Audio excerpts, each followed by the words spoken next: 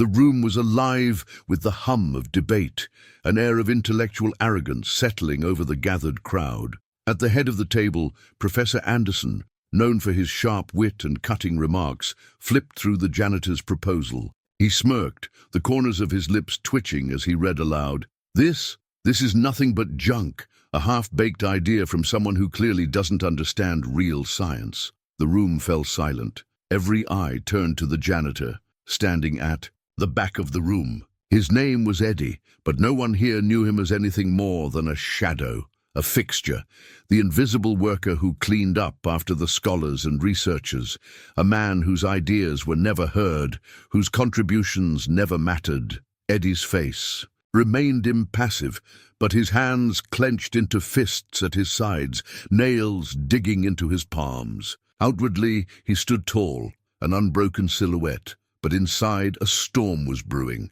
The sting of humiliation hit deep, deeper than any of the professors or students could ever imagine.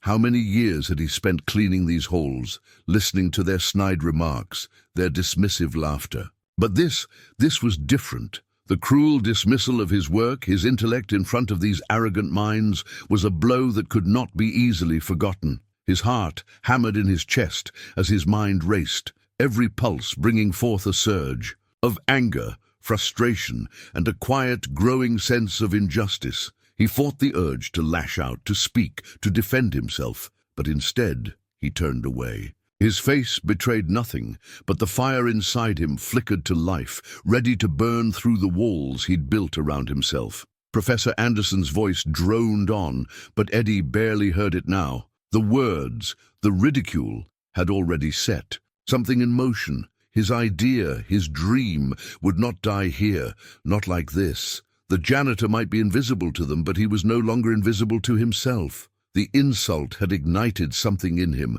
something that could not be extinguished.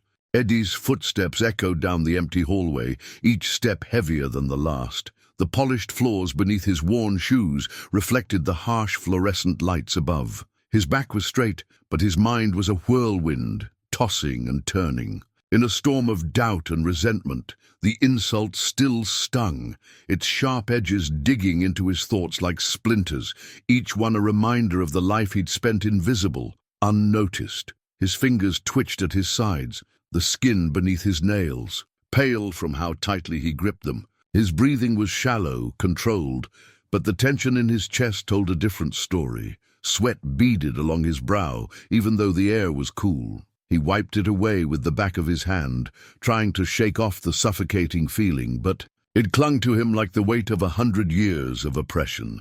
The kind of oppression that didn't show up in history books. The quiet, steady sort that wore a man down, bit by bit, until all that was left was the ghost of who he could have been. "It's just junk," the professor had said, his voice dripping with disdain.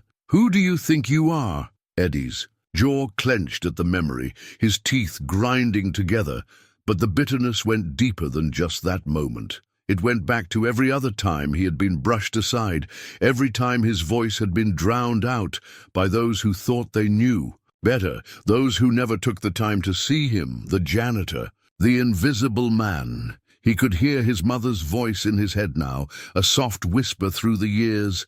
"You'll have to fight for your place in this world, Eddie. They won't hand it to you, not because they don't want you to have it, but because they don't even see you.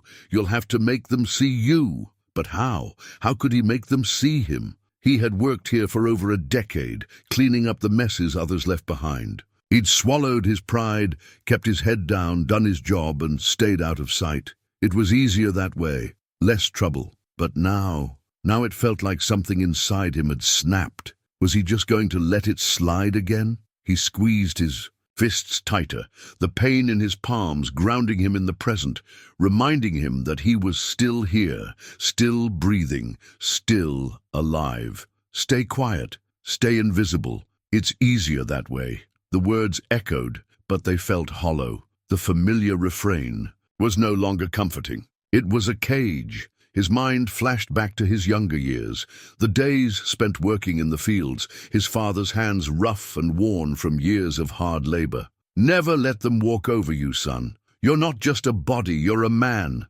Don't Let anyone forget that. His father had fought for respect, not just for himself, but for the generations that came after him. Eddie had learned the value of silence in some moments, and the importance of standing tall in others. But what did standing tall look like now? A few words, an idea, a proposal. Was that enough to claim dignity? Could he really challenge them? All? A bead of sweat trailed down his forehead, the weight of the decision pulling at his chest. The rage burned hot in his veins, but so did the fear of failure, of rejection. He had always been small in their eyes. Could he change that? Could one man really stand up to a system so entrenched in its own self-importance? His breath caught, and for a moment he thought he might crumble. But then there was a flicker, just a flicker, of something else. A sense of self-worth that had been buried under years of neglect and hard work. He hadn't just cleaned these floors, he had walked on them, he had been here, he had earned his place. Eddie stopped in his tracks, looking down at his hands. The fists slowly unclenched, his fingers trembling. The question wasn't about whether or not he could act, it was about whether he would. He could feel it deep inside, like a spark that had been hidden for far too long, waiting to ignite. Maybe it's time to be seen. His heart raced, but this time it wasn't fear. It was something else, something stronger, something that would drive him to stand up, to speak out. The question was no longer about staying silent, it was about reclaiming his dignity. And in that moment, Eddie realized he wasn't invisible anymore. Eddie sat alone in the break room, the quiet hum of the fluorescent lights above, mingling with the sound of distant footsteps echoing in the hallway. His lunch sat untouched in front of him, the sandwich and chips abandoned as his thoughts spiraled. It had been hours since the insult, hours since Professor Anderson's words had sliced through him, and still the sting of humiliation burned deep. He had tried to push it away, to focus on something else, but the weight of that dismissal refused to let him go. He let his fingers trail along the edge of his chipped coffee mug, the surface smooth but worn. It was just another tool in his daily routine, something to get through the long hours. But now it felt like a metaphor for his life, old, functional, but dismissed by the world around him as insignificant. His mind drifted back to the past. He could still remember his mother's soft voice as she tucked him in at night. Courage doesn't come from the world around you, Eddie. It's something that comes from within. It's about knowing when to stand up and say, "This is mine. I belong here." That simple, quiet wisdom echoed in his mind now, wrapping around his thoughts like a thread, pulling him back from the edge of self-doubt. His mother had taught him the value of hard work, of resilience. She had taught him that sometimes just standing up, standing firm, was the hardest thing a person could do. But it was also the most powerful. Eddie took a deep breath, his chest rising and falling slowly. His hands, clenched tightly at first, began to relax. His posture straightened, as though he could feel the weight of his spine aligning with the steady rhythm of his thoughts. The nervous energy that had once surged through him now simmered beneath the surface, steadying his breath, calming his nerves. "Stay calm. Focus. You've been through worse," he told himself. The memory of his father surfaced next. A tall, broad-shouldered man who had fought for every inch of the life he had, never backing down from a challenge. No one hands you respect, Eddie. You earn it. You show them who you are, not by what you say, but by what you do. His father's words had always been a silent guide, a push to keep going when life tried to knock him down. He had seen it. In his father's calloused hands, in his determined gait, and in his unwavering belief that he could make a difference. Now, sitting in this small break room, surrounded by the remnants of a world that had ignored him, Eddie realized that his father's advice still held true. It wasn't enough to simply survive in the shadows anymore. He had spent too many years cleaning up after others, watching as his work went unnoticed, his ideas dismissed. This was his moment to show them all. He stood up slowly, his body moving, with a quiet grace, each step purposeful. There was no fanfare, no dramatic speech. He simply felt a shift inside him, a transformation from hesitation to resolve. The janitor was no longer just an invisible fixture. He was a man who had something to prove. The small actions began to pile up. His back straightened further. His hands, once trembling with uncertainty, now moved with confidence. The slight tremble in his voice when he spoke was gone. Eddie looked at the clock on the wall, his break time nearly over, and for the first time in what felt like ages, a thought crystallized in his mind, sharp and unyielding. I will fix this. I will make them see. The idea of his proposal, the one dismissed as junk, no longer felt like something to hide away in the shadows. It was a challenge, a statement. He wasn't going to let the world tell him that his dreams were meaningless. His idea, though unrefined, had value, and he would prove it. He would show them that it wasn't just an idea. It was the beginning of something bigger, a quiet but firm decision settled in his chest. He would return to that meeting room. He would stand before them all, not as the janitor, not as the invisible worker, but as someone with a voice that deserved to be heard. With a final deep breath, Eddie pushed the door open. The world outside was still the same, the halls, the classrooms, the ivory towers of academia, but something inside him had changed. His eyes were calm, his steps steady. He knew what needed to be done. This time, he thought, they'll have to listen. The room was packed again, the usual mix of students and faculty, their murmurs filling the air with anticipation. But today, the atmosphere felt different, tense, electric, as if something was about to change. Eddie stood at the back of the room, his presence unnoticed by most, but his mind was alive with the clarity of purpose he hadn't felt before. His repaired creation was nestled in a case beside him, covered by a cloth, its form a mystery to the eager eyes around him. Professor Anderson, as always, stood at the front, his smug grin as sharp as ever. His gaze flickered toward Eddie, just for a moment, before returning to the podium with an air of superiority. "Let's get this over with," Anderson said, his voice dripping with condescension. "I'm sure we'll see the so-called innovation from our janitor friend here. Perhaps for once it'll surprise us." Eddie's jaw tightened, but he said nothing. He had come prepared for this moment, for the derision that was sure to come,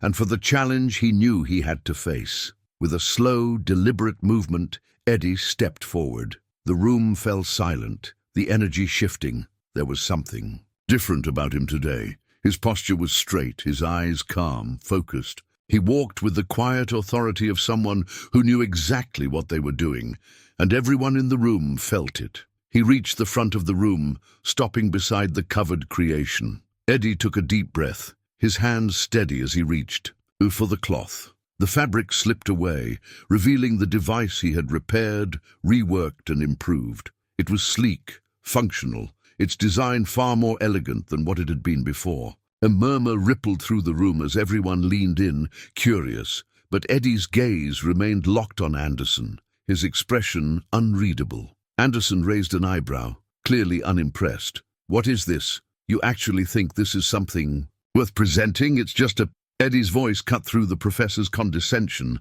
calm but firm. "I think you'll find it's more than just something." The room grew still, every eye now on Eddie. He wasn't backing down. He wasn't stuttering or apologizing. He wasn't the janitor anymore. He was someone with a purpose, a vision. He turned to the device and began to demonstrate. The simple mechanics, once thought useless, now moved with precision. The gears turned smoothly, the parts working in harmony, as Eddie explained the improvements he had made, how he had taken something discarded and turned it into a functional tool that could save both time and resources for the department. His voice was steady, measured, every word landing with quiet conviction. The professor scoffed, still reluctant to acknowledge the change. "It looks fine, but what does it actually do? What's the point?" Eddie didn't flinch. His hand moved confidently, pressing a series of buttons that activated the device. A soft hum filled the air as it came to life, its functionality beyond what anyone had expected. The parts moved seamlessly, and the once dismissed contraption now displayed a complex but efficient solution. It wasn't just junk anymore, it was a breakthrough. The room was silent for a long moment. the professor's smug expression faltering for the first time. Students exchanged glances, unsure of what they were witnessing, but undeniably impressed. Eddie stood tall, his eyes meeting Anderson's, unwavering. "This," Eddie said, his voice quiet but with undeniable strength, "is what you called junk. But it works, and it can change things. Maybe not in the way you thought it would, but it's valuable, just like me." The tension in the room was palpable. The air seemed to vibrate with the weight of the moment. Professor Anderson's arrogance wavered, his eyes narrowing as he tried to regain control of the situation. "This doesn't change anything. A simple machine doesn't prove—" "It proves everything," Eddie interrupted, his voice calm but forceful. "It proves that you don't have to be a professor to create something of value. It proves that you can't dismiss people based on where they come from or what you think they can do. And it proves that no matter who you are, you have a power to change things if you're willing to stand up." There was a long pause, and for the first time in Eddie's career, the professor had no response. Anderson stood there, his mouth slightly open, the arrogance draining from his posture. The crowd, once skeptical, was now staring at Eddie with a mixture of respect and awe. They hadn't expected this. No one had. The silence stretched, but it wasn't uncomfortable. It was a moment of recognition, a moment where the balance of power shifted. Eddie, the janitor, had stood his ground, and in doing so had earned something he'd never had before: respect. The professor finally cleared his throat, his voice tight. "Well, I suppose we'll need to test it further." But the words didn't matter anymore. Eddie had already won. The room had fallen into an unfamiliar quiet, the kind of silence that blankets everything in its path. The murmurs that had once filled the air now seemed distant, almost muted, as if the energy had shifted, leaving a heavy stillness behind. Eddie stood at the front, his back straight, his hands at his sides, waiting for the noise to settle. Professor Anderson had retreated, his words faltering, his earlier bravado gone. The tension in the room was no longer directed at Eddie. It had shifted instead to the professor, whose arrogance had been stripped away in front of everyone. His face was flushed, his eyes darting around the room as though he were searching for a way to salvage some semblance of control. But it was clear to everyone now. Eddie had won. Some students still looked at him with disbelief, their expressions caught between shock and awe. Others seemed to have found a newfound respect for the janitor, who had quietly stood up and shown them what true courage and skill looked like. It was in the way they avoided his gaze at first, unsure how to respond, and then, slowly, how they began to see him differently. The janitor wasn't invisible anymore. He wasn't just a figure in the background, quietly cleaning up after them. He was someone who had made them rethink everything they thought they knew about worth and potential. Eddie could feel the shift in the air as he glanced around the room. The once dismissive glances were now tinged with curiosity and, in some cases, admiration. It was strange. He wasn't used to it. He wasn't used to the attention. His whole life had been about staying out of the spotlight, moving through the world without anyone really seeing him. But now, here, in this very room, something had changed. He wasn't just a janitor anymore. He was a man who had proven his worth. His gaze moved back to the professor, whose earlier dismissive smirk had been replaced by a tight-lipped silence. Anderson's eyes met his for a brief moment, and for the first time there was no contempt in them, no judgment. There was just acknowledgement. The professor nodded once, almost imperceptibly, but it was enough. It wasn't an apology, but it didn't need to be. It was the silent recognition that Eddie had done something no one expected, and that was enough. The room began to stir again, the hushed whispers slowly returning, but this time they were different. The tone had changed. There was no laughter, no derision. Instead, there was a quiet respect, the kind that comes when someone has proven their worth in a way that no one anticipated. It was the kind of respect that Eddie had longed for, but never thought he would receive. As the crowd dispersed, Eddie stayed where he was, his thoughts swirling, His heart was still pounding, but it wasn't the nervous anxiety of before. This was something else, something stronger, something that filled him with an unfamiliar sense of pride. He had done it. He had stood up, not just for his idea, but for himself. And in doing so, he had changed everything, not just for the people around him, but for himself as well. Eddie had always lived in the shadow of others, always been the one who quietly did his job, who never spoke up, never asked for more. But today had been different. He had found the strength to speak his truth, to show the world that his voice mattered. And in that act of courage, he had realized something important. He mattered, not because of his job, not because of the role others had assigned to him, but because of who he was. He was capable, intelligent, and deserving of respect. The world might have overlooked him, but he would never overlook himself again. As he walked back through the hallways, Eddie noticed the subtle shifts in the way people looked at him, the respectful nods, the smiles that weren't laced with mockery. It was a strange feeling, but a welcome one. He wasn't invisible anymore, and that was a victory he could carry with him. The world had seen him, truly seen him, for the first time. And in that moment, Eddie knew he had changed too. The quiet, unassuming janitor was no longer someone who only existed in the background. He was someone who had stepped into the light, and he would never shrink back into the shadows again. The weight of his decision, the courage to stand tall, had transformed not just how others saw him, but how he saw himself. And that, Eddie thought with quiet satisfaction, was only the beginning. The days that followed were marked by a subtle but undeniable shift.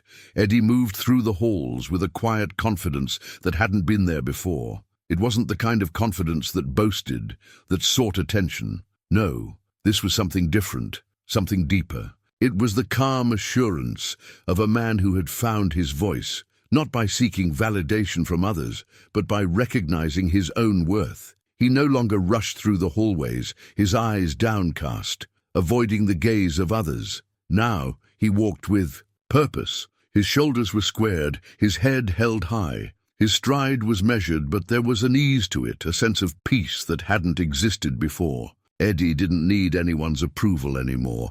He had given himself that. It wasn't a loud transformation, but it was profound. The way he interacted with others had changed too. People who had once ignored him now acknowledged his presence. Some with respectful nods, others with smiles that no longer held a hint of mockery. And yet, Eddie wasn't chasing after their approval. He wasn't seeking recognition. He simply was, fully and completely. The change wasn't in how others saw him, but in how he saw himself.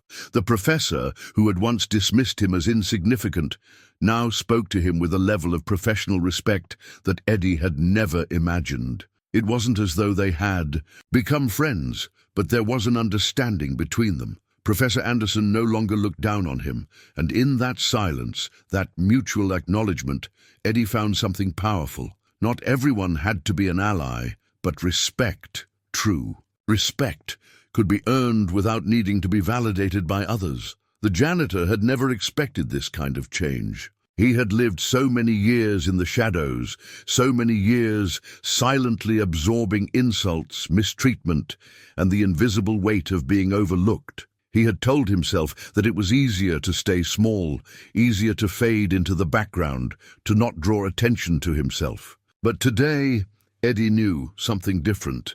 The world had tried to silence him, but he had learned to speak up, loudly and clearly, and in doing so, he had found a strength he never knew he had, and that wasn't just about standing up in front of a crowd or confronting a professor. It was about the quiet moments, the small victories. It was about how he now stood in front of the mirror and saw a man, not a janitor, not an invisible figure, but a person of value. He saw someone who had earned his place, not because of his job or title, but because of his courage and his integrity. He remembered the first time he'd walked into that room, his heart pounding, his hands shaking, unsure of whether he would be laughed at or ignored. He remembered the doubt, the fear of standing out, of challenging those who had always looked down on him. But now, as he walked through the same hallways, there was no hesitation, no second-guessing. He had proven to himself what he was capable of, and that was enough. He didn't need to shout from the rooftops about his victory. It was in the way he carried himself, in the strength of his quiet resolve. He was no longer the man who absorbed insults in silence. He was the man who stood firm in his truth, who had learned that the loudest thing you can do in a world that wants you to stay quiet is to simply be yourself, unapologetically. Eddie paused in front of the same coffee machine where he had once stood, avoiding eye contact with others, feeling insignificant. Now he took his time, standing tall, enjoying the simple act of making his coffee. As he waited for the drip of the brew, he caught sight of a student passing by. She smiled at him, genuinely, and nodded. It wasn't anything extraordinary, but it meant something. It was a quiet acknowledgement, one of respect, and Eddie returned the smile with a nod of his own. For the first time, he wasn't just blending into the background. He was present, fully. He was no longer waiting for someone to see him. He was seeing himself. And in that simple act of standing tall, of owning his space, Eddie realized that the true victory wasn't in the approval of others. It was in the quiet dignity of knowing that he belonged. He was enough. This moment, this journey, had transformed. A him, not just in the eyes of those around him, but in his own heart. He had stepped into his own power, and nothing would take that away from him. The world could keep turning, and people could continue to overlook him if they wanted. But Eddie had claimed his voice, his worth, and his place, and in that he found the most lasting victory of all. He was no longer just the janitor. He was a man who had chosen to be seen, and in doing so had found the power to shape his own story.